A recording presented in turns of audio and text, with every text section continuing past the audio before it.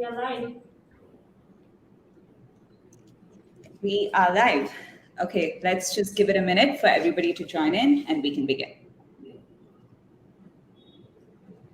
Pri, do you hear me? Yes, I can hear you.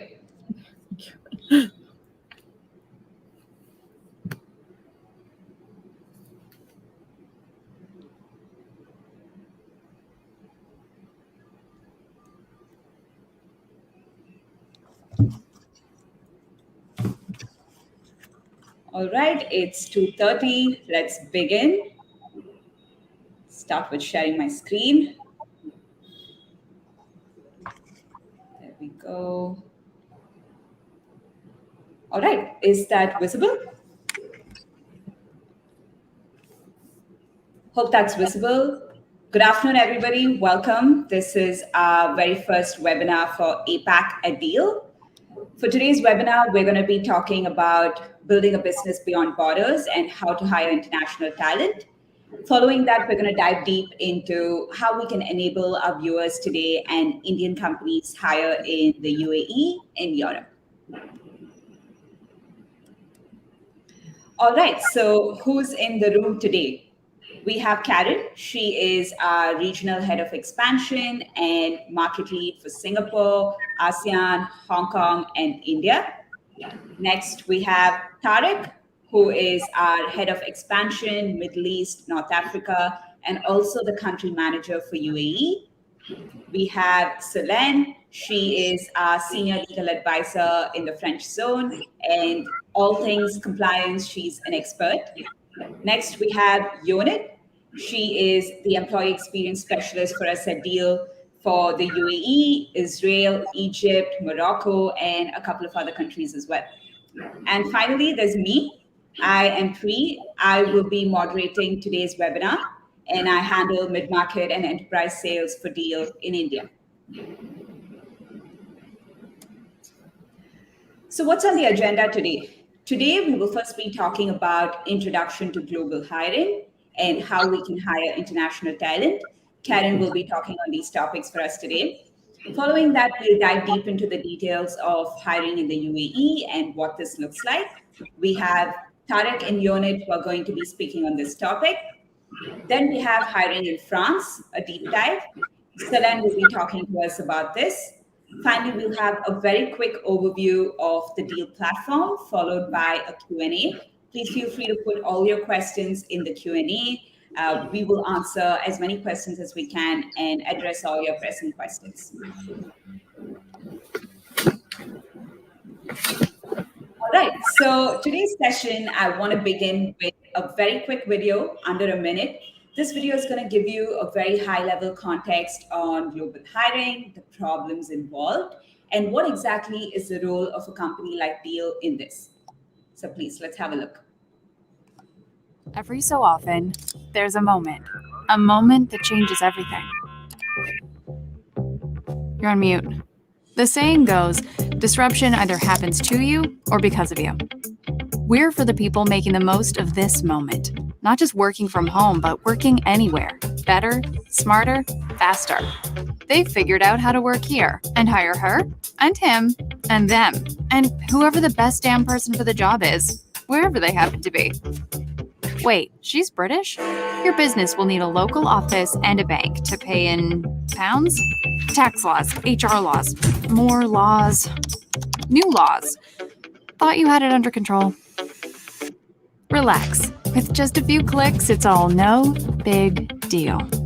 Which is kind of a big deal.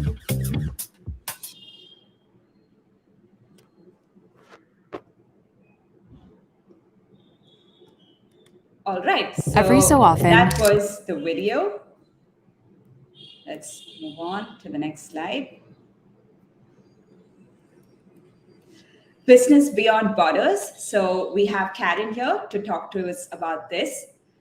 Karen, you've been with Deel for several quarters, and every single day you speak to numerous clients all over the world, especially in APAC. And the one thing that's very clear is clients are increasingly looking to build a global workforce. So today, can you please talk to our audience regarding the reasons behind this and why companies are looking to build a business without borders. Thank you, Pri. It's a pleasure to be here with you and to talk to our audience. Yes, indeed. So I'm happy to share 3 findings that we found at Deel, right? So why is remote work so prominent today? So 3 things, really. So remote work has been proven that it can be done, and it is here to stay. So that's the norm. Second is talent shortage. We've just launched in many of our countries, including Singapore and Hong Kong in this region just in the last month. And that's a prominent topic, right? Talent shortage. Where do I find the best people? One of the things I read just recently was a job description on LinkedIn that was talking about more the time zone rather than the location, right? So I think businesses these days are really looking at the best talent wherever they are. And of course, globalization, right? So as it says very clearly here on your slide, location shouldn't stand in the way of people getting a job. I think these are really the 3 key takeaways why companies, and in particular as well, Indian companies, considering global hiring. Thank you, Karen. Absolutely agree with everything that you said there. So now that we've spoken about the significance of international hiring, let's focus a little bit on the how. How do we engage international candidates? So there are 2 different directions that we can take broadly. One is you identify a candidate in a different continent, in a different country. You can engage this person as an independent contractor or as a consultant. Here, someone like a Deel will streamline the entire process for you, taking care of the compliance, making sure everything you're doing in that country is compliant and in line with the local labor laws, managing payroll for this contractor, managing this international contractor or team member, that is managing their expenses, their time off, deploying assets to them, automating their invoices, and finally, overall, just mitigating misclassification risk for you. Now, the second direction that you can take is when you identify someone in a different part of the world and you want to engage this individual as a full-time employee. And in countries and regions where you don't have your own entities, you can do this with someone like Deel through the employer of record model. Karen, for those who don't know the employer of record model, could you please explain what this is, how it works, and is it popular in today's global workforce? Absolutely, Pri. So that is really a jargon that we use, right? So we expect everyone to understand EOR. But actually, in a nutshell, what it is, right? In very simple words, how I would explain it to my little niece is, so any companies that want to hire someone where they do not have a legal entity yet, or they're not planning to have a legal entity, this is where they can use the global, just 1 minute, my screen. The employment of record scenario, right? So this is basically how it works. So the EOR provider, so for example, Deel, will be taking care of everything. So in terms of the compliance, in terms of if there's a visa needed for that person in the country where the companies do not have a legal entity. Got it. All right. So from what you've just explained, it seems like the employer of record, or Deel in our case, takes care of the employee. So in this scenario, what is the level of ownership does the client have? Yes. So as you can see here on the slides that you've clearly mentioned, Pri, so the EOR will handle all the legal responsibility, right, around the employee, and our colleague Solen can probably expand on this a little bit later. Compliance, onboarding, payroll, and benefits, but also as well offboarding, right, in scenarios where the employee is transitioning out. And then, of course, the day-to-day relationship, the IP ownership access to global workforce is also part of what an employment of record would handle. Got it. Thanks for clarifying that, Karen. Next, since we've spoken about the 2 models, it is absolutely important to understand the key differences between the two models for you to be able to take the best decision as to whether you want to engage an individual as a contractor or as an employee, and also mitigate yourself from misclassification. So, Karen, for those who don't know, if you can just explain misclassification and also just broadly tell us what are some factors that should be thought of before you make a decision on hiring someone as a contractor or as an employee. Yes, absolutely, Pri. Misclassification is really something that is a topic, right, these days, especially when we talk to companies working with a lot of contractors, right? So in a lot of cases, when we talk to companies, for example, in India, to HR professionals, one key thing they ask is, oh, we are working with a lot of contractors in different countries. We've heard of misclassification, but we don't really understand what it is, right? Right. And this is exactly, so the way we explain misclassification is, for example, as a consultant, depending on countries, you are not able to, or you're not supposed to be working for the same company for X amount of time. If not, at a certain point, you might basically be considered as a full-time employee, right? And as a full-time employee, statutory funds and everything would be mandatory at this point in time. So this is where Deel can actually help in understanding, right, and navigating the different misclassification risks that you may have.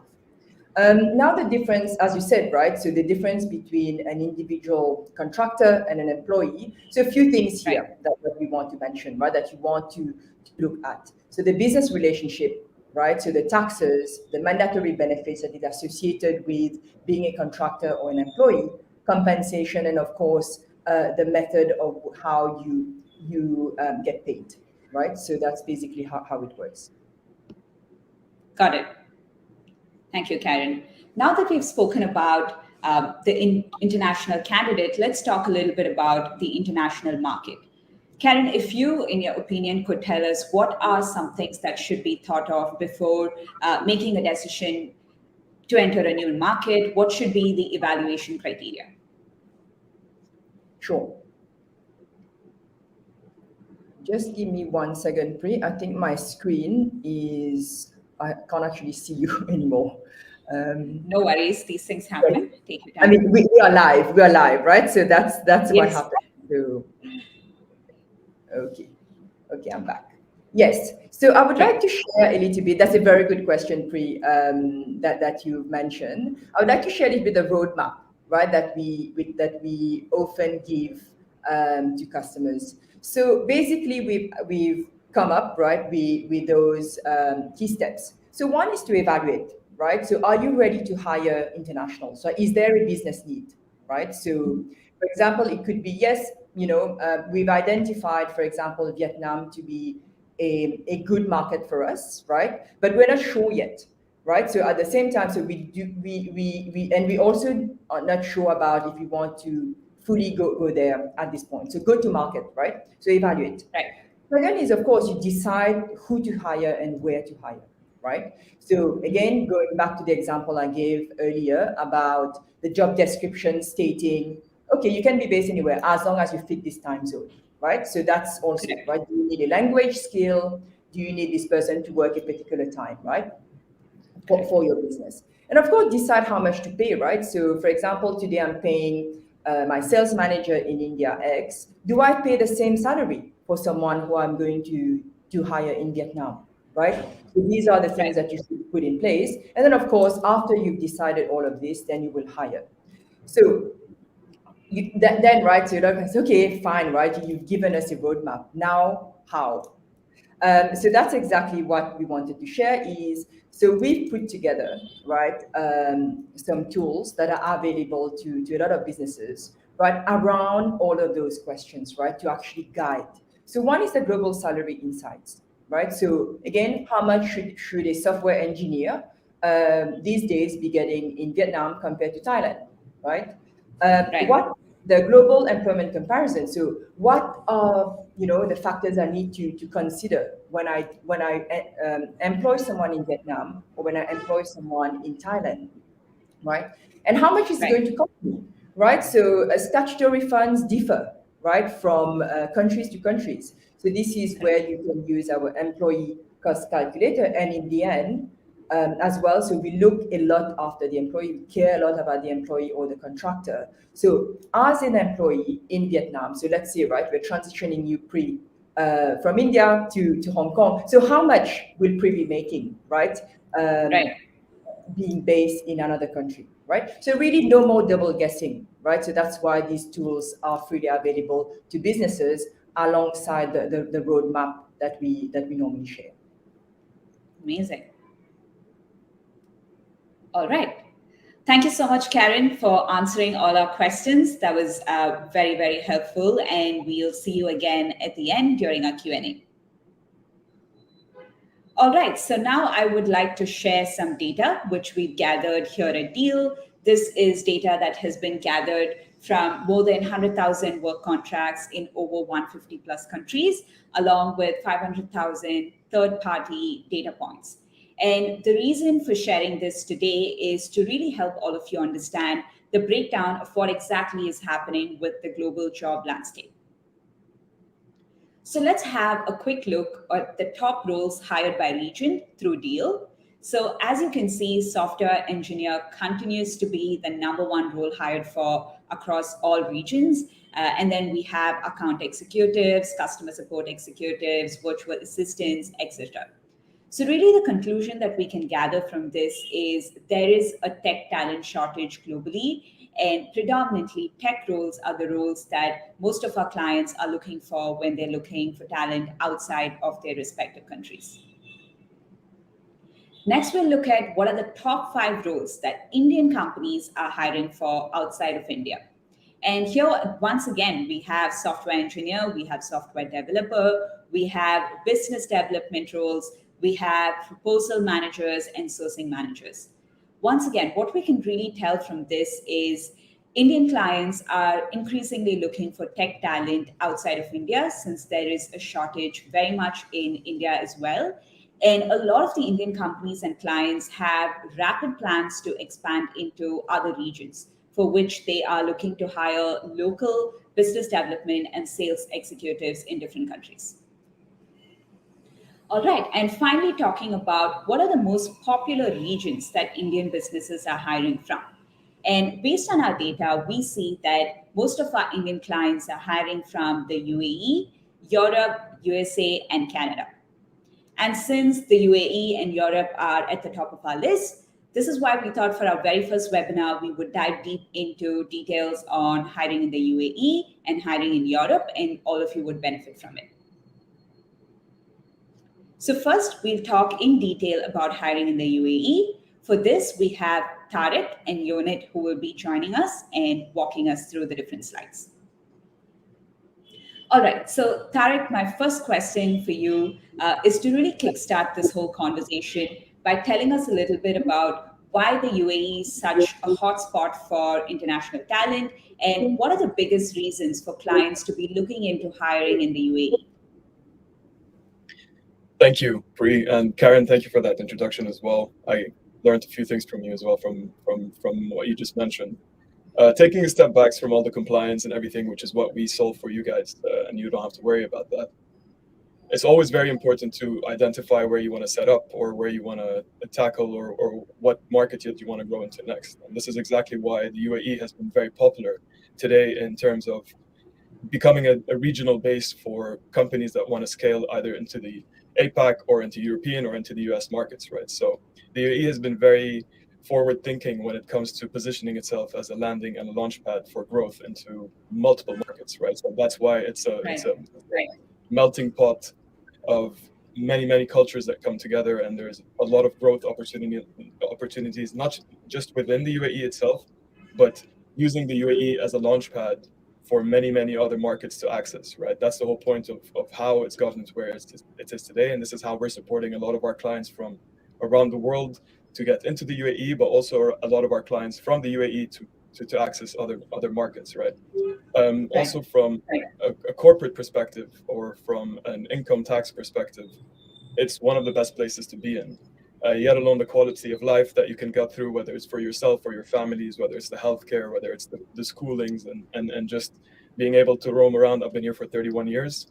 I'm Lebanese actually, but my family's been here for decades now. So this is what we call home. It's one of the best places that you can come through, plug in, connect with so many people, and also from an opportunity perspective, it's one of the booming places.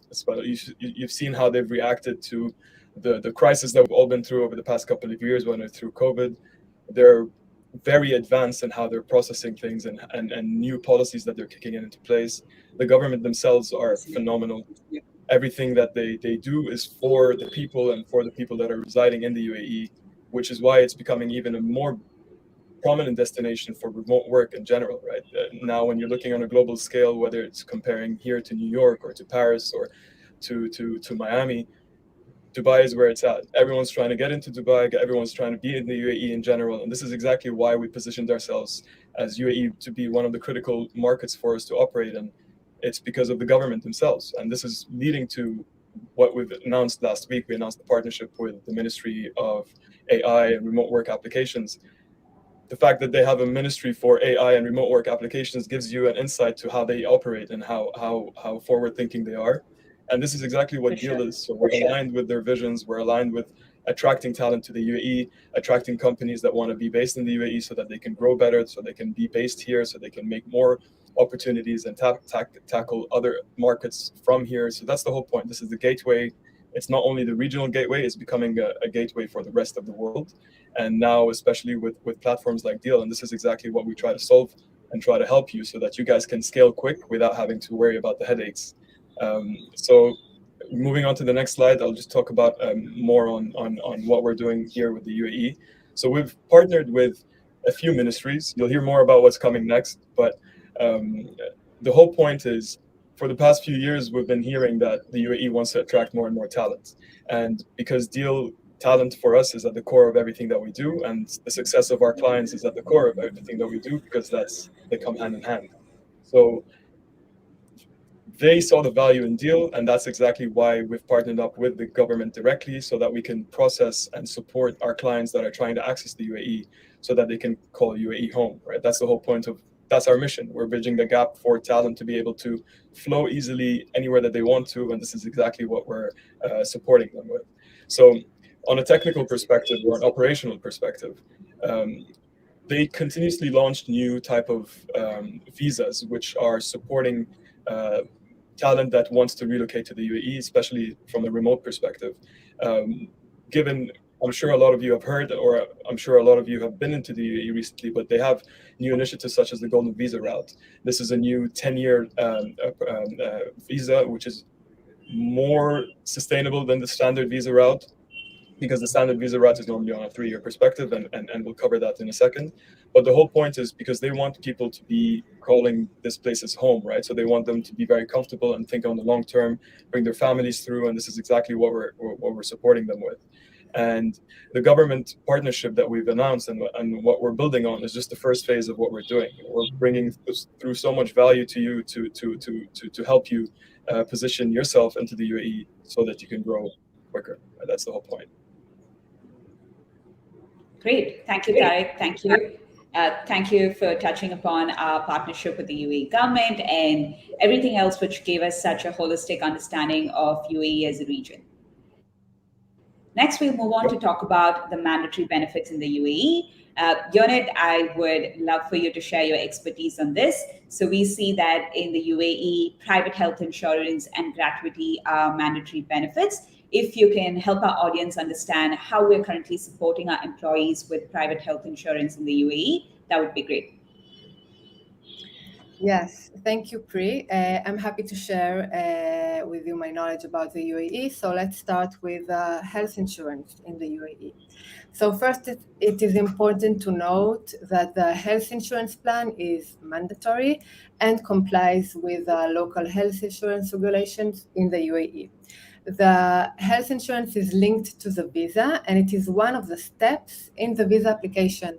We currently have one plan to choose from, and you will cover 100% of the cost of this plan for the employee. For dependents, it is optional. The employer can choose to cover, not to cover at all, to cover 50% or to cover 100% of the cost of the dependents. In case of the employee is covering part of the cost, it will be deducted from his salary. Also, it is important to note that the cost is yearly, it is not a monthly cost, and it is calculated in the local currency. Deel has partnered with Abu Dhabi National Insurance Company, also known as ADNIC, to cover the Gold Network plan for our employees.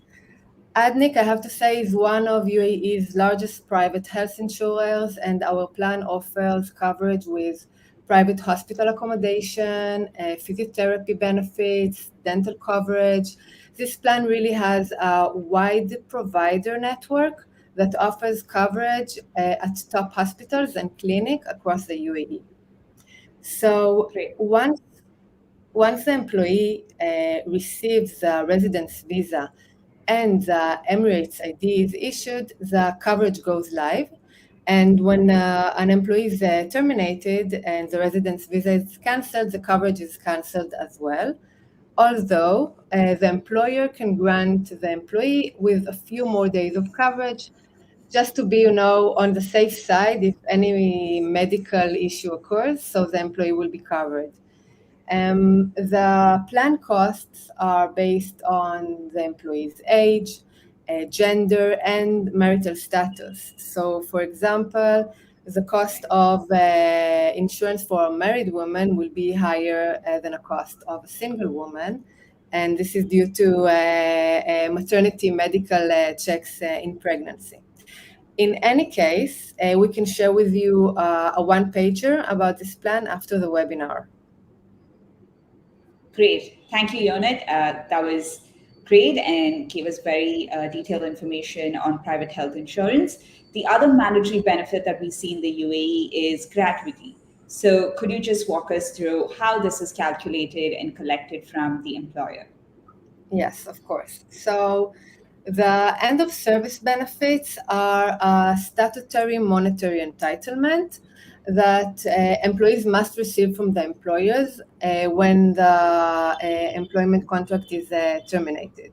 So one of the end of service payment is gratuity pay. In fact, the employee must complete 1 year of service to be eligible to the gratuity payment. So this means that an employee who has been employed for less than 1 year is not entitled to this gratuity payment. So for service of more than 1 year, but less than 5 years, the full gratuity pay would be an amount of 21 days of salary for every year of service. So for example, if the employee has worked for 4 years in a company, the gratuity will be 21 days of salary multiplied by 4. If an employee has served more than 5 years, so they will be entitled to a full gratuity payment of 30 days for each year of work following the first 5 years, and I will explain. So if the employee worked for 7 years, he will be paid for the first 5 years the 21 day of gratuity, and the difference of the year, which means between the 5 years and the 7, we have 2 years. In these 2 years, you will be eligible for 30 days of gratuity. So as I mentioned, as in the first year, we don't pay gratuity in case of termination. However, it is important to note that from the 11th month of employment, we will start accruing and charging the gratuity payment. So from the start date of the employee. So in case of termination, after the first year, this will be covered. So as I said, it will be backdated to the employee's start date. So on the 11th month, you will be charged, you will be invoiced for the gratuity for those 11 months. And starting from the 12th month, the monthly cost of the gratuity will be added to the employer cost. Understood. Thank you, Yonit. Thank you for that. Next, we'll touch a little bit upon the termination process, how it works in the UAE, and also what are the employer costs associated with expats, since, like we discussed, most people employed in the UAE through the employer of record model happen to be expats. So, Yonit, take it away and give us a brief on how clients can terminate an employee and how they can go about this process, and also the employer costs. Okay, sure. So I will start with the termination. So first, when we speak about termination, we also have the case of resignation by the employee. In both cases, either party can terminate the contract for any legitimate reason, provided that the other party is notified in writing, and work should be performed during the notice period, and the notice period should be agreed by both sides. So in our contract, we have probation period. So during the probation period, the notice period will be 14 days. And after the probation period, it's 1 month. So in both cases of resignation or termination, there should be a written email by the employee if it's a resignation, or by the employer if it's termination, with the last working day mentioned. However, in case of termination that is coming from the employer, from the client, I strongly recommend to reach out to the customer success manager that will be in contact with you for guidance, and I will speak about it in a minute. If the employment contract is terminated by the employer, the employee will have the right to be absent during the notice period for 1 working day per week without pay. And why is that? This is to give the employee the opportunity to search for another job. Also, it is more worth mentioning in this case that the employee should update the employer 3 days before he's using this day. So when we request a termination in our platform, you should mention that what is the reason for terminating the agreement, and to update if the employee was notified about the termination. Our legal team will review each case separately, and the customer success manager will be in contact with you and will assist you with the process. Again, I strongly suggest to contact us before terminating the agreement to receive the best guidance on the steps of termination, because this can easily escalate, and we want to ensure that we follow the UAE regulations.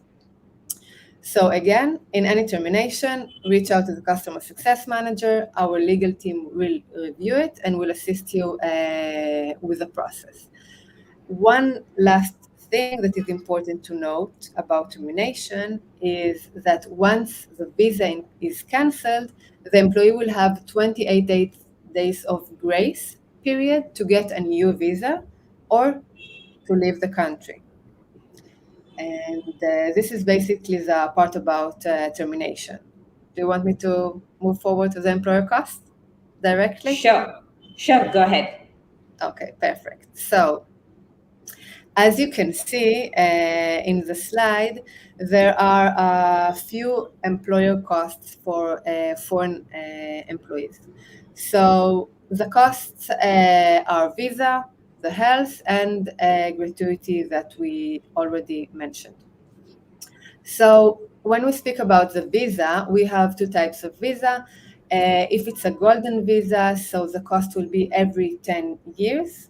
And if it's a standard visa, the cost will be every 3 years, because you need to renew the visa. So as you can see, the costs, the standard visa is around 6,500, but it's not including additional government fee. So it is an estimated cost of 6,500 dirhams. And for the golden visa as well, 8,000 dirham, again, not including any additional government fees.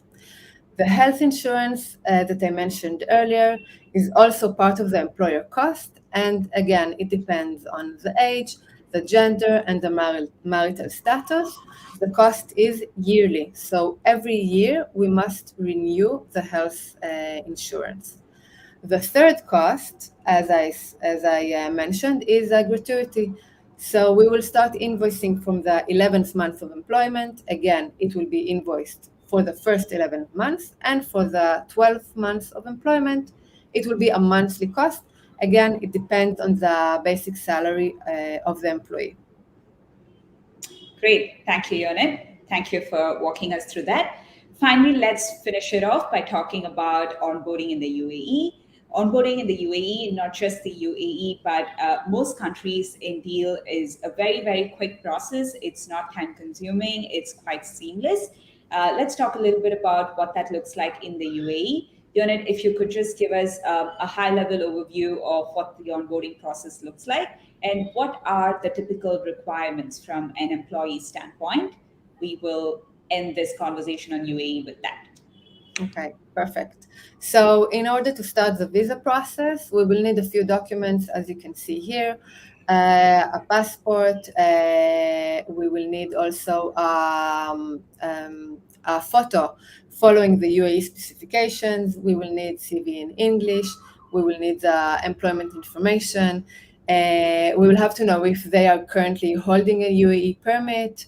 We need the evidence of cancellation of the current permit. In some cases, we need an attested degree, as written here. If they have family members, we need their marriage records attested and birth records attested as well in case of children. In any case of onboarding, our global mobility team will review the documents of each employee and will guide him through the process. So global mobility will reach out to the employee. They will explain everything about the process, because every employee needs different documents. So global mobility team will review each case separately and will handle it directly with the employee and with the UAE authorities. And I think that this includes everything for now. Great. Thank you, Yonit. That was amazing. Thank you for sharing your knowledge with us. Next, we will move on to talking about hiring in Europe. This is another request that comes up a lot for us. And since Europe is a big region and it has several countries, we thought for our first webinar, we would dive deep into one of the countries which keeps coming up the most, and that would be France. So in today's webinar, we'll dive deep into what hiring in France looks like, the compliances, and the intricacies. So for this, as I mentioned earlier, we have Selene. She's our senior legal advisor here in the French zone and an absolute expert on everything compliance in France. Thank you, Selene, for being here with us. So first, to begin with, just want to know from you, in your opinion, why is France a talent pool for international talent, and why are clients looking to hire from France? Hello, Pri. Hello, everyone. I'm very happy to be here with you. So to answer your question, in fact, we can underline the quality of research and development staff in France. We have a very good level of education and very good engineer profile. That's why I think it's a good idea to come in France. Great. So some very good engineering profiles, as you mentioned, then that's a good point to note. The next thing I would like to understand is what are the factors that should be considered or evaluated before making a decision to hire an employee in France? Yeah, so I think we can mention two points. The first thing is that you have to see if you want to hire someone for a fixed term contract or an indefinite term contract. So it's really necessary to evaluate the mission of the employee, because breach of contract in France is not the same under fixed term contract or indefinite term contract, and it's not so easy after probation period to breach a contract when the contract is indefinite one. So it's the first thing to see, and then it's the statutory of the employee, because there is a difference between CAD, the name of France is CAD, it's autonomy employee, executive employee, because their working time are in days and not in hours. So it's very important, because if they are CAD, we don't pay overtime, which is not the same for the other employee. Right, noted.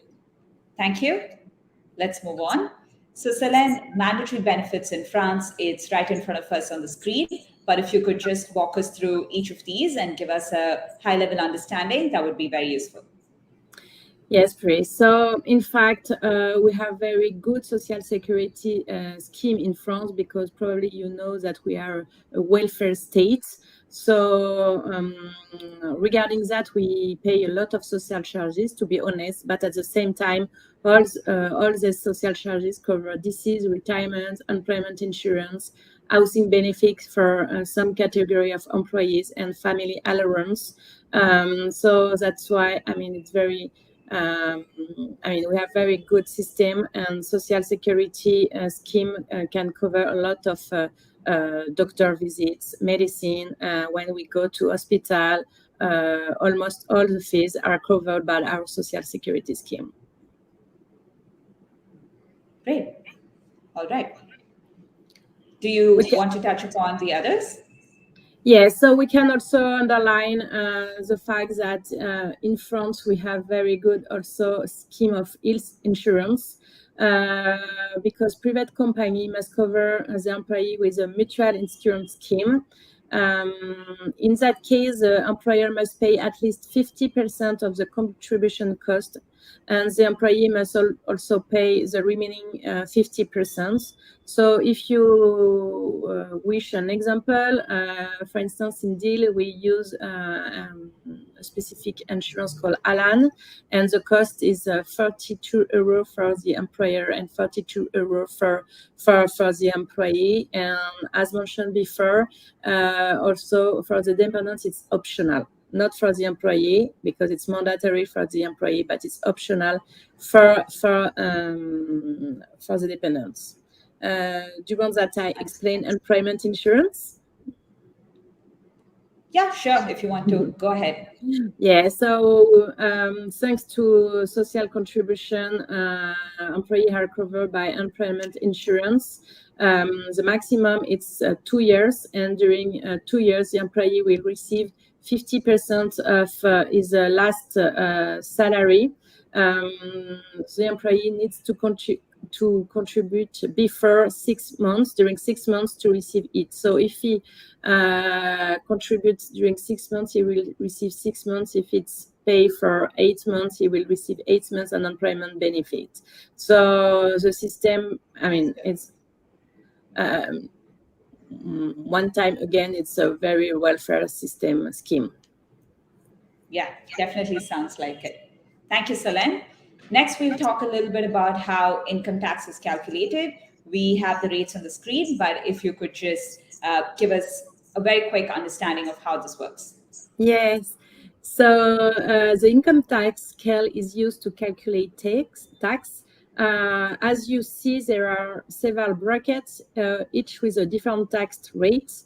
Of course, when your salary is very high, for France, €160,000 is very high, your income tax will be 45%. But as mentioned before, because the state pay a lot of things in the counterpart is this rate of income tax, to be honest. Right. So because France is a welfare state, it also translates into higher income tax rates. Exactly. Understood. Very interesting. All right. So next we have termination and severance pay in France. I understand from my conversations around France that termination in France is not very straightforward. So Selene, if you could just touch on how this works, how severance pay is calculated, that would be quite useful for some of our clients. Yeah, so in fact, as mentioned before, we have definite term contract. When we have a definite term contract, the end is very easy because it's the end date written in the contract. So nothing special. You don't have to pay anything, and the contract will have an end on this date. So nothing very specific. For indefinite term contract, it's more complicated. During the probation period, it's very easy to breach a contract because You just need to follow a very short notice period, but you don't have to give any cause, any justification to breach this contract, and you don't have to pay any severance indemnity. I would like to underline the fact that for a CAD employee, so executive employee, the probation period is 4 months, renewable one time for 4 months. So in fact, it's very long to test the proficiency, competency of your employee. So during this period, it's very easy to breach a contract. After the probation period, it's more complicated. So we have two ways to breach a contract. Either we can breach a contract with a dismissal procedure.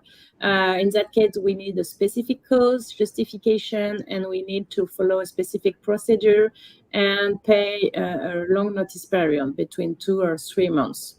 Now, quite often, we find a mutual agreement with the employee. It's faster, and at the same time, it's safer for the employer, because with a mutual agreement, we don't have any litigation after. So now in France, we do that quite often. I mean, probably around 70% of the time. And thanks to this mutual agreement, with this unofficial procedure in France, the employee will receive an employment benefit as well. I would like to mention that in the two cases, dismissal or mutual agreement, the employer has to pay a minimum severance indemnity, and this minimum is a quarter of a month's salary until 2 years of seniority. Okay. Great. Thank you. Thank you for the details on that. Very useful. Next, we can touch upon the employer costs in France. If you could just give us an example and help us understand how this is calculated. Yeah, so as mentioned, we pay contribution on our salary. This contribution, as mentioned, cover retirement, sick leave, employment insurance, etc., etc. So the amount of employees' payroll tax is 22% of gross salary. It's an average, but it's almost that for everyone. And the amount of employer social security contribution is between 25% and 42%. But for almost, the salary, high salary is 42%. So if I give an example, very, stupid one, but it's easier to understand. If the gross salary is 100, the employer will pay 142 euro. It's a global cost for the employer, and the employee will receive 78 euro before paying income tax. Understood. That's very helpful. Thank you for the explanation with the example. Finally, we can finish our discussion in France talking about onboarding. Onboarding in France typically takes up to 5 days, and there are some mandatory elements involved during the onboarding process. So then if you could just mention what those mandatory requirements would be, that would be great. Yes, please. So in the framework of Deel, we say that we need 5 days to onboard an employee, which is very mandatory. It's medical medical during the first 3 months of employment. So we organize for our employee this medical visit. At the same time, and I would like to underline the fact that it's very important to declare the employee at the start date, because otherwise it's considered in France as illegal employment. So I would like to underline the fact that employee must not work before the start date, and because failure to comply with this formality may result in criminal penalty for illegal employment. So when the employee begins, we need to register him to the social administration, and like that we are covered because we know that the employee is well registered. Right. Okay. So that's what it means to declare an employee. Yeah, exactly. Okay, perfect. Thank you, Salen. Thank you so much for taking the time out to share your knowledge with us. That was great, very, very insightful. Appreciate it. So Thanks, with Pri. that, we can, thank you. So with that, we can move on to a very high level overview of our Deel platform, which will give you an understanding of how everything that we just went through is managed within the platform seamlessly. All right, so let me share my screen for this.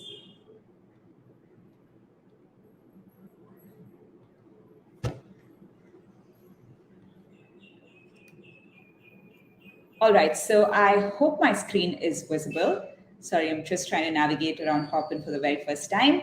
So this right here is the Deel dashboard for our audience who's never seen it before. Once you sign up for an account, it's as simple as going to our website and signing for an account. You will have access to this dashboard. And right here, you'll be able to manage all your employees, all your contractors, doesn't matter which country they're from. You're not going to have individual logins, but you manage everybody across the world, across different roles as contractors or employees in a single location. So right here, you will have your transaction history, when you've made payments, the payment amount, upcoming holidays, your international team member, the different countries your international team members are sitting at, and the number of people. And the important thing that I wanted to show in today's call is to talk about how you can create a contract itself. And this is essentially the first step to initiate the entire process. So as you can see, these three contracts, fixed rate, pay-as-you-go, and milestone, would be for contractors when you're trying to engage with someone as an individual contractor, whereas this is for a full-time employee through the employer of record model. So for today, I'll just go through this example real quick. So when you're creating an employee contract, you're typically creating an employee profile. And all you have to do is input some basic information. So let's say I'll take my example, and let's say the nationality is France, and the employee will be working from France, so there is no work visa needed in this case.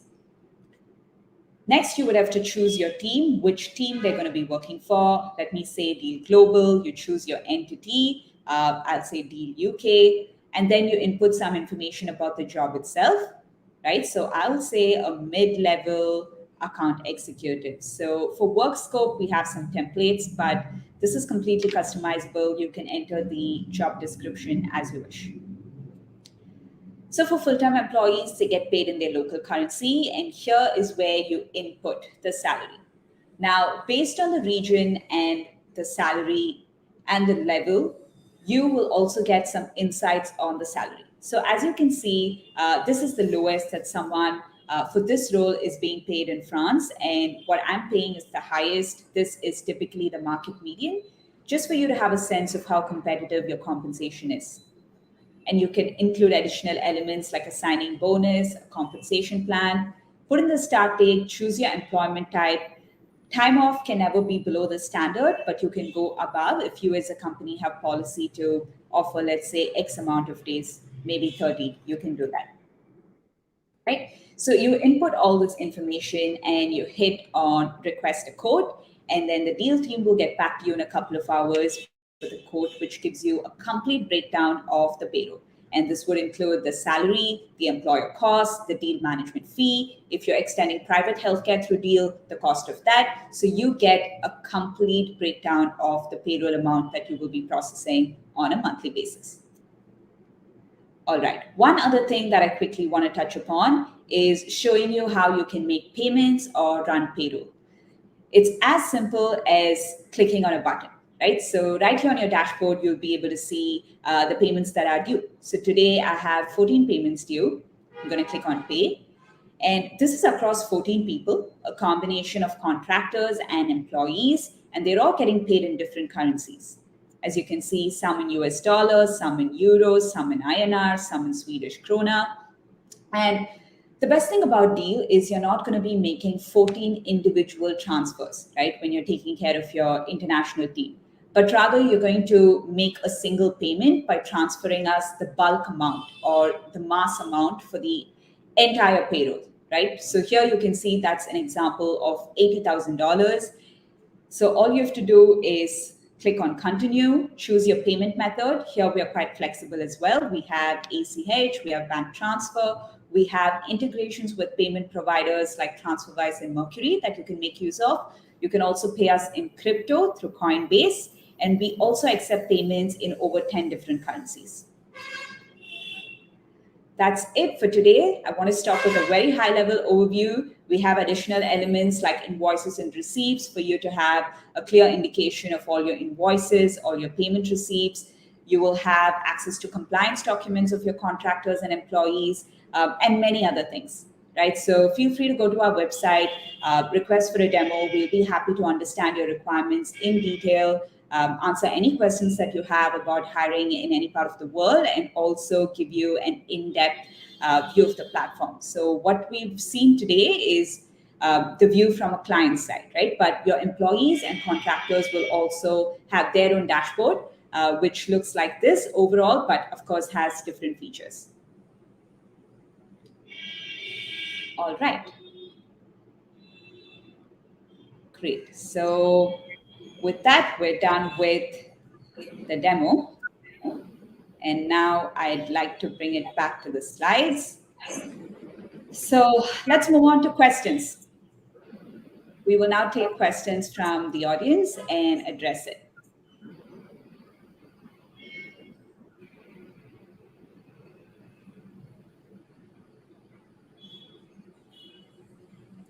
Any questions for us?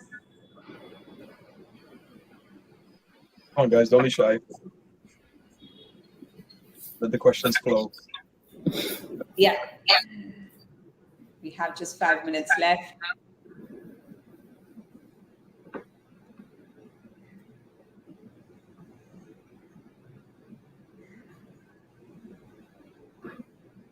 Not sure if people are able to type in the questions. Or maybe we answered everything perfectly. Maybe. That would be the best case study.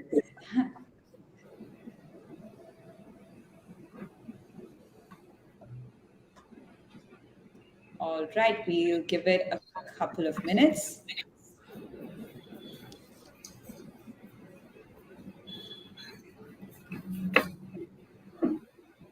All right, we have a question here. This would be for the UAE team, I guess. How to hire a contractor in the UAE but not have him under my payroll? How can this be done? I can take that. I'm a contractor by Deel for Deel. So in the UAE, there are a lot of favorable setups for you to either set up as a freelancer, or you could set up your own company. And there's a lot of different ways that you can set up an entity. There's a lot of different free zone authorities that you can approach depending on what's fitting for your strategy. I myself, for example, have my own consulting firm, and I'd rather be on my own structure and my own visa and sponsor myself. So that's exactly going back to the points that we covered earlier on why the UAE is a really good place. It's not just from a corporate company side to sponsor their employees, but it's also for people who want to be here individually or to sponsor their own families and things like that. So it's the easiest thing to do. There are many different ways, and we can guide you accordingly. This is my domain. This is what I've been doing for the past couple of years. So this is where we can add value to you beyond just hiring compliantly. So yeah, that's it. Great. Thank you, Tarek. Thank you for taking that one. Next, we have a question from Ashish. It says, can we provide employees with bonuses or allowances? This is pretty simple. Karen, you want to take this one, or I'm happy to address it as well? Yeah, or maybe Yonit can give us a bit more. I saw she wanted to. And the employees. Go ahead, Yonit, please. No problem. So using the platform as we showed earlier, you can add adjustment to the employee salary. You can add bonuses. You can add allowances. So you can choose a monthly allowance. It will be recurring, or a one-time allowance. Our platform really gives you the opportunity to to give all the bonuses, allowances, any kind of adjustment if you need to change the salary, to increase the salary, or to add another benefits. So it's all done through our platform. Absolutely. Perfect. Thanks, Yonit. Thanks for taking that one. And next we have Bartendu Vimal. He says we hire freelance contractors globally. Is there a follow-up question? Not sure. But perhaps commenting on Right. that, you have multiple freelancers across many countries. That's exactly what Deel's value can be for you, right? So we make sure you guys are compliant. We make sure your contractors are being paid on time. Make sure they have the flexibility to withdraw in many different ways, and to make sure that they're also having peace of mind in terms of everything from invoicing, things like that. So it goes way beyond just focusing on the country. It cuts across many countries that we're operating in. It's exactly what we call. Thanks, Tarek. Next, we have one from Thomas. It says, Karen mentioned that company is obligated to treat IC as full-time employee if the IC has worked for the company for over a period of time. Example, 24 to 36 months. Does EOR overcome this obligation?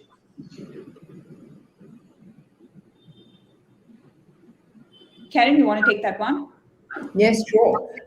Yes, it does, right? In many ways, it's just because then, as an employee of record, you are. That's why we talk a lot about compliance. Compliance is about that, to making sure that and have basically you're secure, right? So in terms of your employee, yes. So the short answer is yes. Great, thank you. One last question we'll take for today, since we're almost on time. Can the employee bring his family into the UAE on visa sponsored by Deel? If yes, what is the process?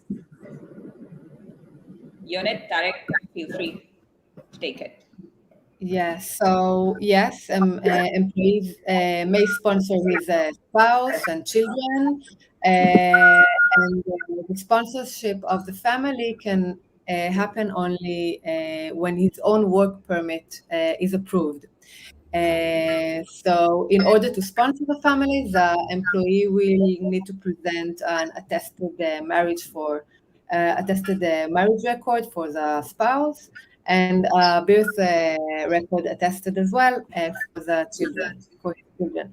In any case, our global mobility team will guide you and the employee throughout this process. So our global mobility team will take care of it.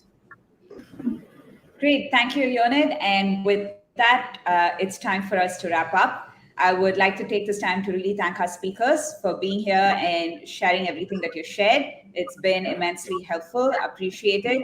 And for all the audience members who joined us today, we will follow up with some collateral on Deel and very useful information on hiring in the UAE, hiring in France, and feel free to go to our website, like I mentioned before, and our team will be happy to get on a call and help you with any requirement you have across the globe.